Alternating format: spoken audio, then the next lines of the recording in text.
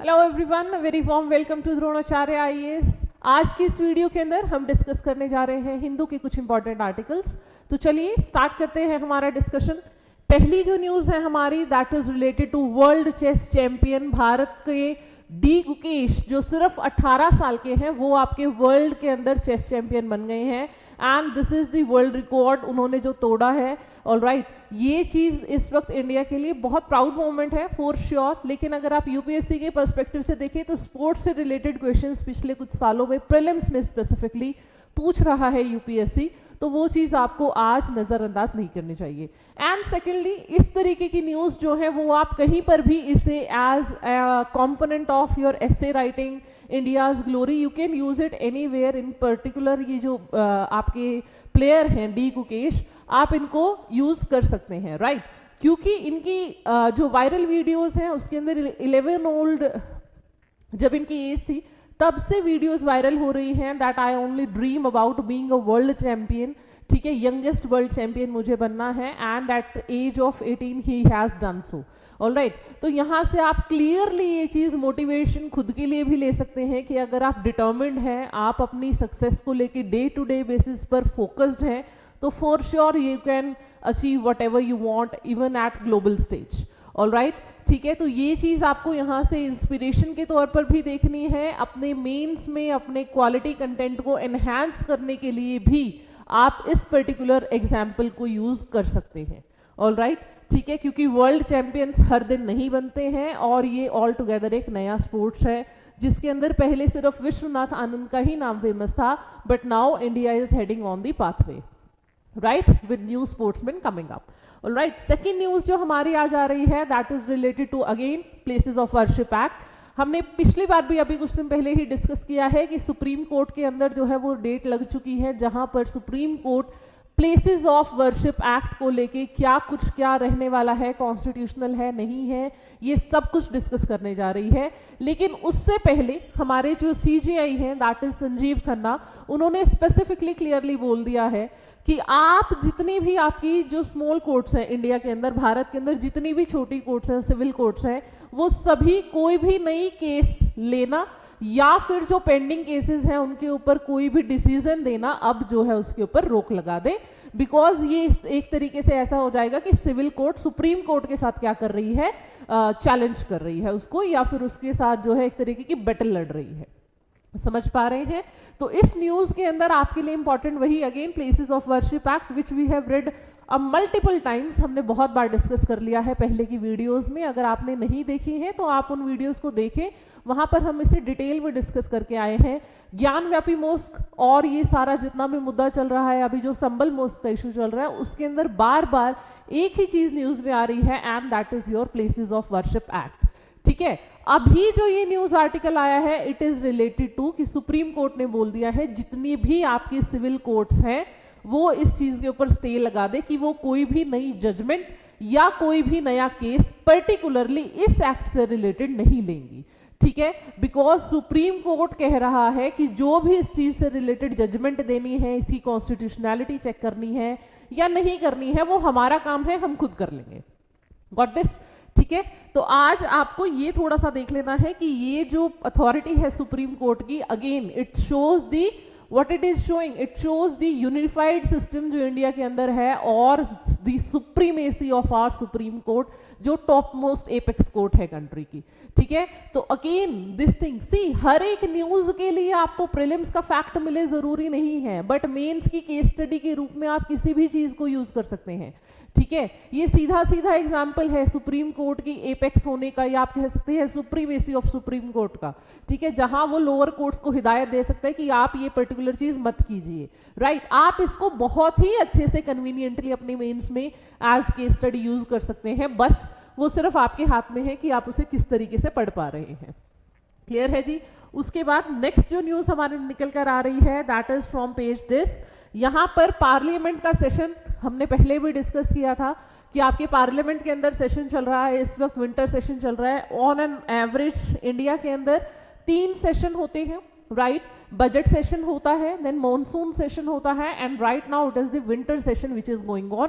और वहां पर ही आपका नया जो ड्राफ्ट है डिजास्टर मैनेजमेंट एक्ट को लेके, उसका बिल जो है वो लोकसभा के अंदर इंट्रोड्यूस किया गया है और उसको पास कर दिया है लोकसभा ने।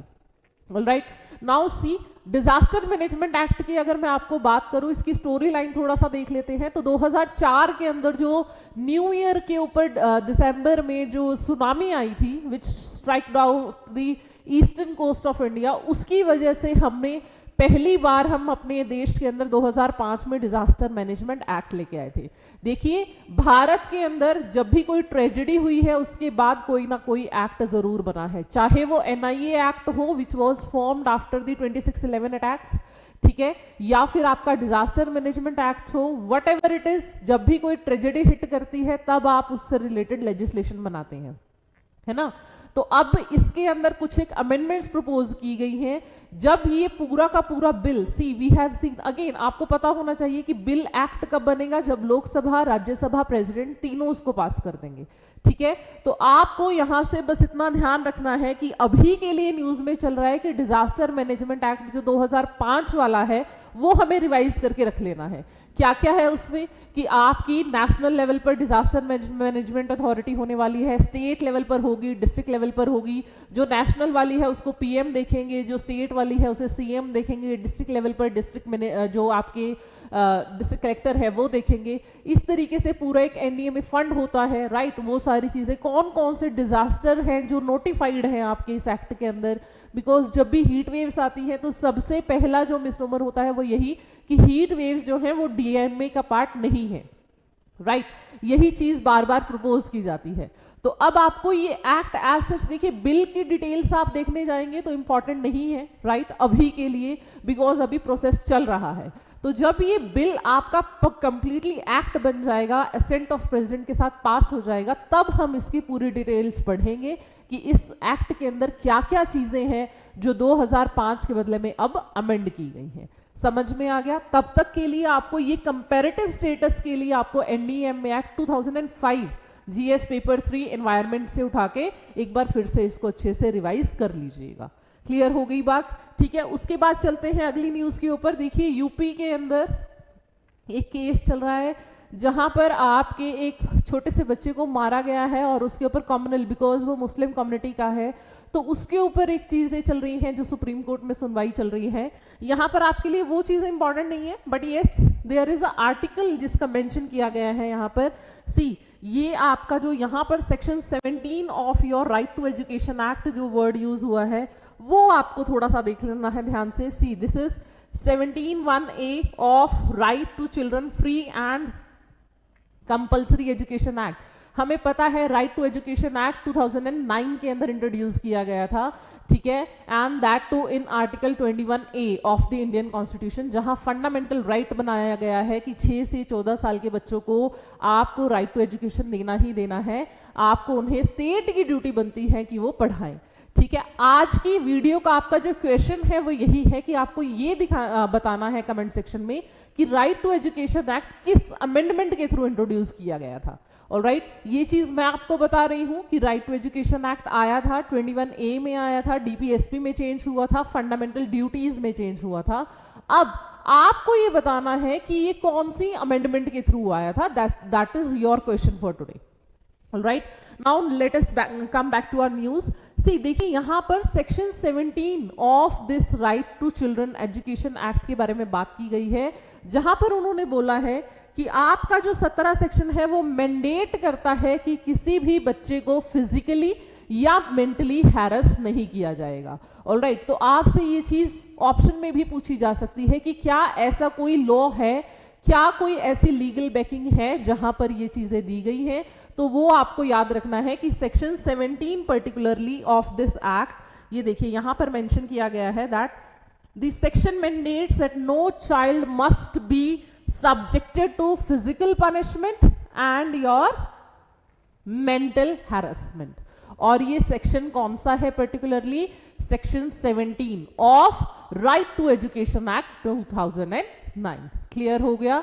ठीक है, तो आपको आज के न्यूज़पेपर से ये चीज निकालनी है कि लीगल बैकिंग कहाँ है। 6 से 14 साल के बच्चों के एजुकेशन से रिलेटेड है, ये आपको पता होना चाहिए।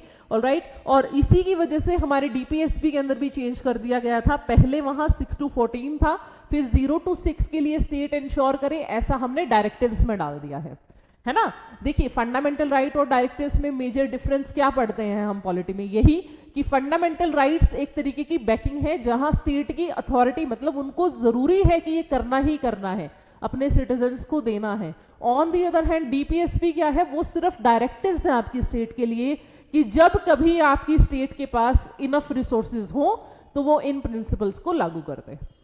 Got this? ठीक है जी, चले अगली न्यूज की तरफ। तो अगली जो हमारी न्यूज निकल कर आ रही है that is from page number this.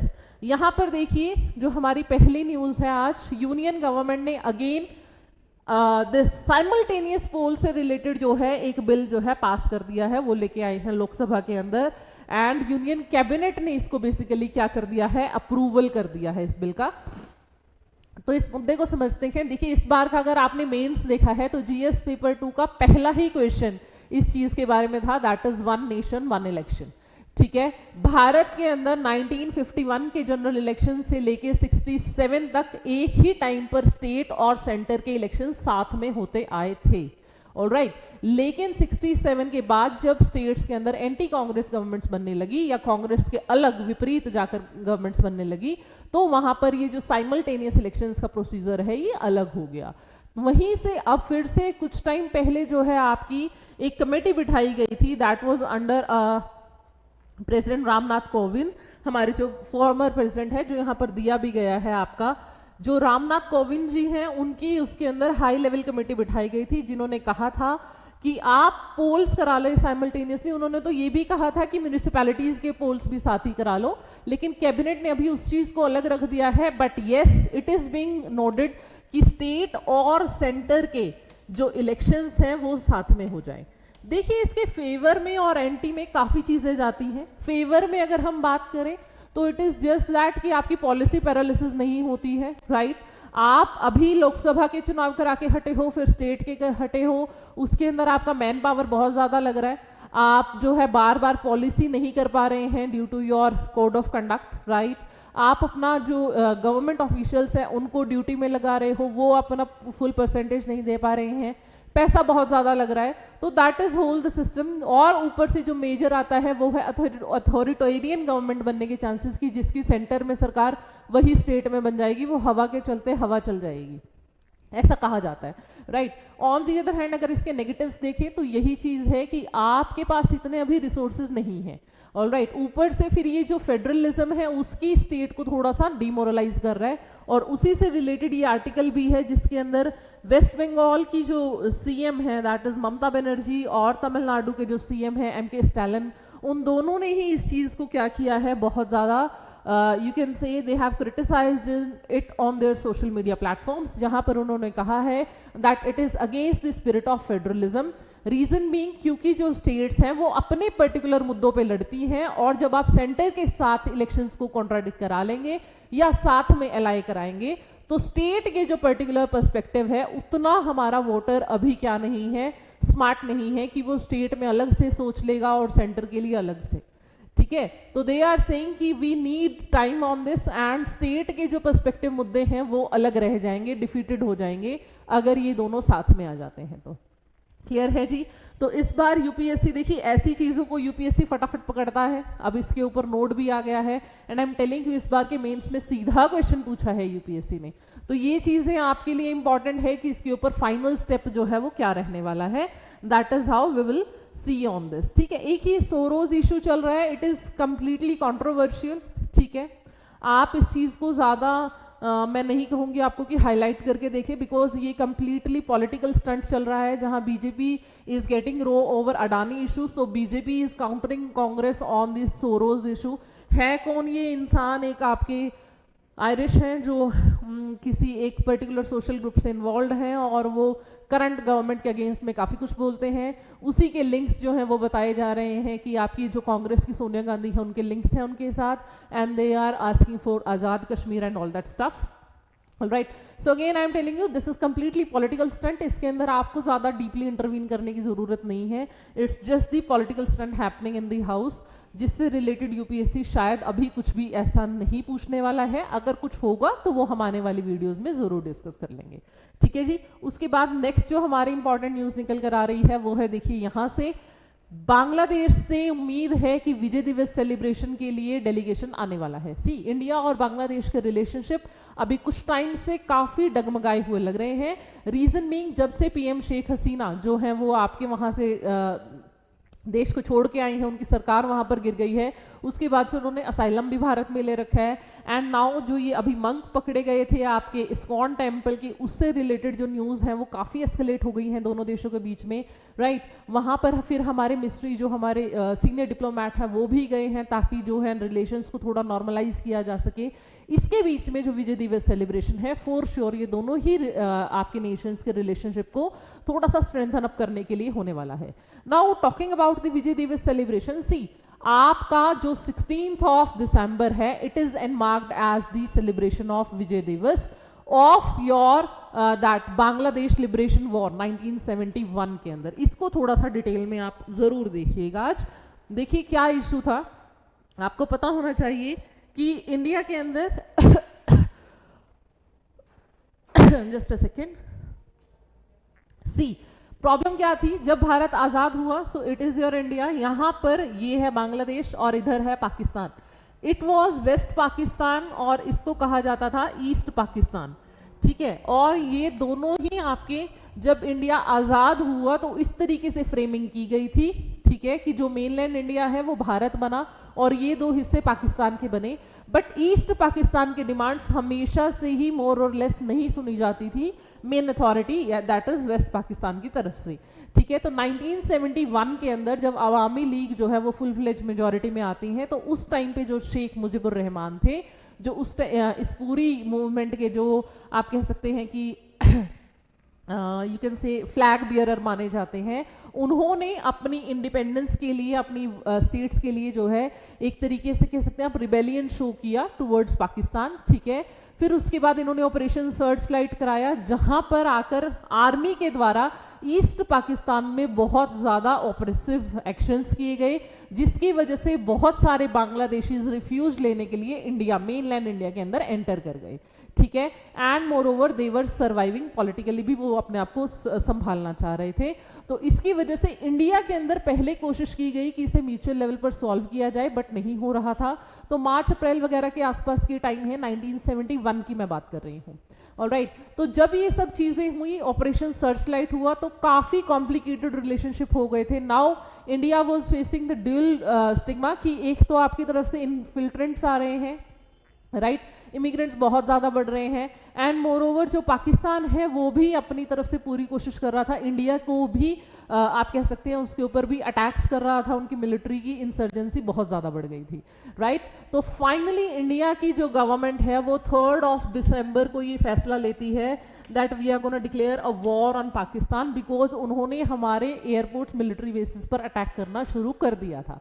ठीक है, तो 3rd दिसंबर को जो है इंडिया की आर्मी जो है it was full fledged war के अंदर आ गई थी पाकिस्तान की आर्मी के साथ, और डबल स्वॉर्ड एंड था, बिकॉज वेस्ट फ्रंटियर और ईस्टर्न फ्रंटियर दोनों पर ही इंडिया की आर्मी लड़ रही थी. ठीक है, यहां पर जो है बांग्लादेश का ये रीजन, यहां पर एक सेना थी दैट इज नोन एज मुक्ति बाहिनीज अंडर शेख मुजीबुर रहमान, और जो शेख हसीना है वो उन्हीं की बेटी हैं. तो जो मुक्ति वाहिनी है वो बांग्लादेश की लिबरेशन के लिए, स्पेसिफिकली किसके लिए लड़ी थी, बांग्लादेश के लिबरेशन के लिए. समझ में आ रही है बात. तो इनके साथ मिलकर इंडियन आर्मी ने ये पूरा का पूरा बैटल लड़ा दो एंड्स पर, जिसमें मेजर रोल इंडिया का ही रहा. और फाइनली 16th ऑफ दिसंबर को जो है वो सबमिशन शो कर दिया गया था. 93,000 के आसपास जो आपके इंडियन पाकिस्तान आर्मी के पर्सनल्स हैं उनको हमने गिरफ्त में ले लिया था, एंड उन्होंने अपने आप को सरेंडर कर दिया था, विच इज सेलिब्रेटेड एज विजय दिवस. ठीक है, और वहां से अब देखिए इंडिया ने जो है, अगर इंडिया चाहता तो as per ancient records Bangladesh को अपनी जमीन के अंदर इनकलकेट कर सकता था, बिकॉज फ्रंटियर्स एंशिएंट, अगर पोस्ट प्री इंडिपेंडेंस एरा में जाएं आप, तो ये पूरा का पूरा मेनलैंड इंडिया का ही पार्ट था आपका Bangladesh. But due to our Panchsheel norms and due to norms की इंडिया कभी भी किसी फॉरेन देश की टेरिटरी को अपने अंदर एसिमिलेट नहीं करेगा, ना ही उसके ऊपर कभी अटैक करेगा, तो हमने ऑल टुगेदर एक नया देश बनाकर खड़ा कर दिया, that is Bangladesh. That you run your country, you run your things, you do your work, we will support you, right. तो इसीलिए आज तक भी इस चीज को जो है इंडिया क्या करता है, क्लेम करता है, सेलिब्रेट करता है, बिकॉज इन लोगों की लिबरेशन में बांग्लादेश एज अ नेशन खड़ा करने में भारत का बहुत बड़ा रोल रहा है, ठीक है। और इसी चीज को लेके काफी डॉगमेटिक रहते हैं रिलेशंस, दैट वी वांट, हम चाहते हैं कि वो बार बार इस चीज को याद रखे। एंड बांग्लादेश अब इस चीज से ऊपर उठना चाह रहा है कि अब आपने बहुत सालों तक ये चीज जता ली है, नाउ इट्स करंट टाइम, अब हम आगे की बात करते हैं, पीछे जो आप कर चुके दैट्स डन। क्लियर हो गया?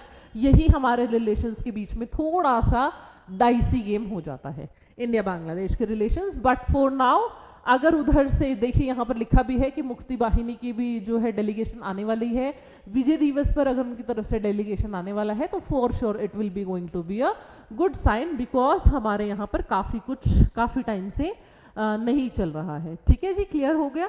तो देखिए विजय स्मारक भी बना है फोर्ट विलियम्स के अंदर, और वहीं पर आपकी पाकिस्तान आर्मी ने सरेंडर किया था, that's how it is written in the article. उसके बाद देखिए ऑनरेरी रैंक ऑफिसर दिया है नेपाल के आर्मी चीफ को, अगेन इंडिया नेपाल रिलेशंस के लिए इंपॉर्टेंट है, और ये काफ़ी सालों की चलती हुई परंपरा है जहां भारत की तरफ से और नेपाल की तरफ से एक दूसरे के आर्मी चीफ्स को ऑनरेरी अवार्ड्स दिए जाते हैं। क्लियर है जी? तो ये दोनों ही आर्टिकल आपके GS paper 2 India Bangladesh and India Nepal relations के लिए इंपॉर्टेंट है आज। ये आपके जीएस पेपर 2 की कहानी हो गई, ठीक है। उसके बाद देखिए now let's shift to our next news. Science से आर्टिकल आया है, डिजीज एक्स से रिलेटेड बात कर रहा है। देखिए एज सच ये आर्टिकल आपके लिए सीधा इंपॉर्टेंट नहीं है कि कुछ पूछ लेगा वो आपसे या कोई डिटेल्स, बस आपको एक जानकारी होनी चाहिए कि WHO ने डिजीज एक्स करके एक चीज निकाली है, जिसके अंदर वो बोल रहे हैं, सी यहाँ पर व्हाट इज डिजीज एक्स जो स्टार्ट किया गया है, ये एक स्पेसिफिक इलनेस है। मतलब बेसिकली ये वो चीज है कि किसी पैथोजन का नाम हमें नहीं पता है, लेकिन वो या तो पेंडेमिक में कवर हो जाएगा या वो एपिडेमिक बन जाएगा, वो बहुत ग्लोबल लेवल पर जाकर परेशानी क्रिएट कर सकता है। जैसे सारस कोविड जब आया तो एकदम से रिवील नहीं हो पाया था कि कोरोना किस तरीके से कैसे अफेक्ट कर रहा है, तब तक उसने बहुत ज्यादा लाइफ लिबर्टी की लॉस कर दिया था, राइट। इसी तरीके से डिजीज एक्स जो है वो न्यूज में आ रही है कि आप जो हैं अपने आप को किस तरीके से प्रिपेयर कर सकते हैं। बेसिकली WHO क्या गाइडलाइंस देता है कि किस तरीके से आप अपना स्टेट मैकेनिज्म एनरोल करें, बिकॉज जिस तरीके से कनेक्टिविटी है उस हिसाब से आज के टाइम में पेंडेमिक को जो है एपिडेमिक को पेंडेमिक और फिर इंटरनेशनल लेवल ऑफ कंसर्न के बनने में ज़्यादा टाइम नहीं लगता है, ठीक है। तो ये चीज़ आप देखिए, ये यहाँ पर लिखा भी गया है, पेंडेमिक बन जाने में ज़्यादा टाइम नहीं लगता है, क्योंकि आपको पता है इंटरकनेक्टेडनेस बहुत है, हमारे भी नेशनल सभी देशों में गए हुए हैं, वाइस वर्सा है, सभी देशों के एक दूसरे देशों में ट्रांसफर हो रखे हैं, एंड उसकी वजह से कनेक्टिविटी बहुत ज़्यादा इंटरलिंकिंग है चेन्स की। That is how what is discussed in this particular article. यहाँ से अगर आप कुछ निकालना चाहते हैं तो फॉर श्योर निकाल सकते हैं। देखिए यहाँ पर एक टर्म ये चीज़ जो दी गई है, that is democratic Republic of Congo के अंदर अभी जो 400 लाइव्स आ गई हैं, अब हमें नहीं पता है कि वो कौन सा पैथोजन है, लेकिन उसे डिजीज एक्स में डाल दिया है। और डिजीज एक्स है क्या, वो सीधा पूछ लेगा आपसे, अगर उसने पूछना हुआ यूपीएससी ने तो वो आपसे सीधा पूछ सकता है। That is here it is given कि डिजीज एक्स कोई स्पेसिफिक इलनेस नहीं है, बट ये एक तरीके से क्या है, अनडिस्कवर्ड पैथोजन है जो आगे चल के पेंडेमिक में कन्वर्ट हो सकता है। क्लियर? ठीक है, तो ये चीज आपको थोड़ी सी यहाँ से देख लेनी है, दैट इज हाउ। अब उसके बाद चलते हैं टेक्स्ट एंड कंटेक्स्ट। देखिए यहाँ पर आपके लिए जो आर्टिकल आया है that is way too important, क्योंकि यहाँ पर सीधा कंपैरिजन किया गया है बीजिंग का वॉर अगेंस्ट पॉल्यूशन, और सजेशंस दिए गए हैं कि दिल्ली अपने एयर पॉल्यूशन को कैसे कर्ब कर सकता है, राइट। इस चीज़ के लिए आपको थोड़ा सा देख लेना है। देखिए यहाँ पर आपके लिए इंपॉर्टेंट आर्टिकल्स, कुछ एक चार्ट्स दिए गए हैं कि 2015 से लेके 2024 तक किस तरीके से बीजिंग ने अपने AQI को सुधारा है, और कैसे कैसे दिल्ली अभी बहुत आप ऑलमोस्ट एक डेकेड की बात कर रहे हो और आप 170 से 155 पे आ सके हैं सिर्फ, and they have come together already 130 to 92 पे वो पहुंच चुके हैं। ठीक है, तो देखिए यहाँ पर उन्होंने क्या बोला है कि बीजिंग के अंदर पहले दिक्कत क्या क्या थी, पहले उन्होंने ये बताया है कि क्या चीजें थी वहां पर, वही see here it is, just a second, emissions, या पर्टिकुलरली एमिशंस जो है एनर्जी कंजप्शन से रिलेटेड था। अगर आप बात करें तो बीजिंग के अंदर भी वही कंट्रीब्यूटिंग फैक्टर्स कंबशन था, कोल कंबशन, ये यहाँ पर दिया है देखिए, coal combustion was the contributing factor, then transportation, then construction, कुछ वैसा ही सिमिलर जैसा भारत के अंदर है। तो उन लोगों ने किया क्या, उन्होंने देखिए क्लीन एनर्जी अल्टरनेटिव्स निकाले, राइट, कोल फायर्ड बॉयलर्स को रिनोवेट करना चाहा, एलिमिनेशन किया सिविल बल्क कोल को, मतलब कोल को जितना कम कर सकते थे उतना कम किया। ट्रांसपोर्टेशन के अंदर उन्होंने अपनी जो है पब्लिक सपोर्ट बढ़ाया, बहुत ज़्यादा ट्रांसपोर्टेशन में लेके आए वो, एंड मोरओवर उसके बाद अगर मैं आपसे बात करूं तो इस आर्टिकल के अंदर उन्होंने काफ़ी चीज़ें बताई हैं। देखिए यहाँ पर हमें थोड़ा सा इसको ध्यान से देखना है।